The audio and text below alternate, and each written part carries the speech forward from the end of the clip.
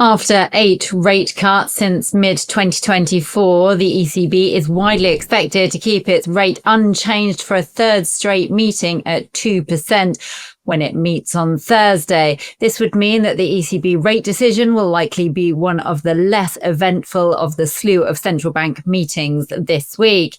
Now, in September meeting, the central bank reiterated its data-dependent meeting-by-meeting stance. The staff's projections forecast CPI of just 1.7% in 2026. That was below the 1.9% consensus and sparked a dovish reaction. However, overall, the ECB noted it's in a good place on policy, with inflation only modestly above the 2% target at 2.2% in September.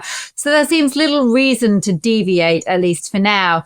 The recent rise in the euro is also helping to keep the lid on price rebounds, as the euro trades 10% higher against the US dollar year to date.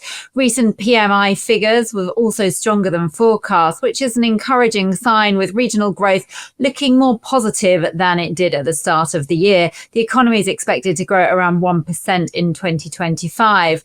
Now, the market, as I said, is not expecting the ECB to move again on rates until well into 2026. I think there are risks to the outlook would be a ramping up in growth and increased consumer spending, which could lift inflation. However, there is also a downside risk to inflation, and the euro could continue to strengthen against the US dollar, which combined with further reductions in energy costs could cool inflation further.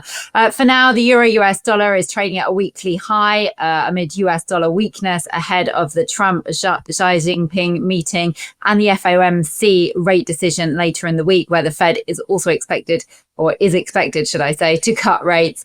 And again in December. Euro-US dollar would need to rise above the 117 level to bring 118.30 into focus. Euro sterling has risen to a level that was last seen in 2023, and the Euro Stoxx 50 is trading at a record high ahead of Thursday's ECB meeting.